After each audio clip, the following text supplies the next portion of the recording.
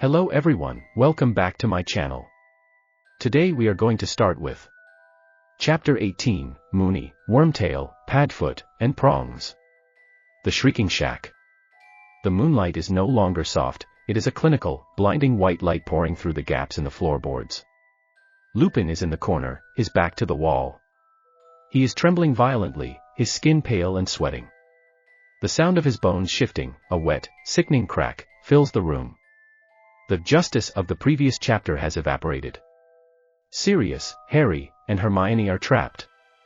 Sirius tries to reach his friend, but he is too late. The wolf is emerging. The horror here is intimate. Harry is watching the person who mentored him, fed him chocolate, and taught him how to face his fears, lose his humanity. The leather-bound books and robes scattered on the floor of the shack, now being trampled by a creature of pure, feral instinct. The grounds of Hogwarts, midnight. The whomping willow is thrashing, its branches like whips. Pettigrew, seeing his chance, transforms back into a rat and bolts. The wolf is loose, a terrifying, massive silhouette against the forest edge. The air is alive with the sound of snapping wood and the distant, haunting howl. Everything falls apart at once. Pettigrew escapes. The wolf is hunting. Sirius has to shift into his animagus form, a massive, black dog, to protect Harry from his best friend. The fight between the dog and the wolf is not a battle of malice, it is a battle of duty.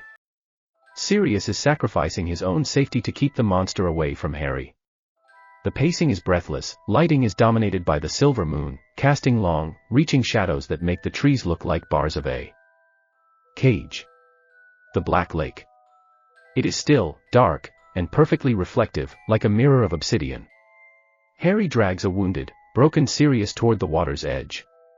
The air suddenly grows unnaturally cold. The stars in the sky seem to dim and die. Harry is exhausted, battered, and failing. The Dementors, dozens of them, have arrived, drawn by the despair and the scent of trauma. The lake is becoming a whirlpool of freezing, suffocating mist. Sirius is defenseless, his life essence being drained. Harry raises his wand, his hand shaking so violently he can barely grip it. Dementors aren't just monsters, they are the absence of everything. As they glide over the water, the surface freezes. Harry is trying to cast a Patronus, but the memory he holds, the memory of a normal life, is fading into the ice. Harry collapses, his eyes rolling back. As he loses consciousness, he sees something across the lake. A brilliant, blinding white stag is galloping across the water, its hooves leaving ripples of light. It isn't just a creature, it is a force of nature. Harry's last thought is of his father. He sees the stag scattering the Dementors like dry leaves in a gale. It is the most beautiful thing he has ever seen.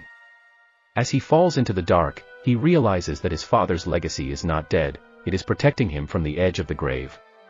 Harry lying in the snow, the silver light of the Patronus fading, and the terrifying, cold realization that he is still alone on the edge of the lake as the darkness rushes back in. The wolf is loose, Pettigrew is gone, and Harry is lying on the edge of the lake with nothing but a memory of his father to keep him alive.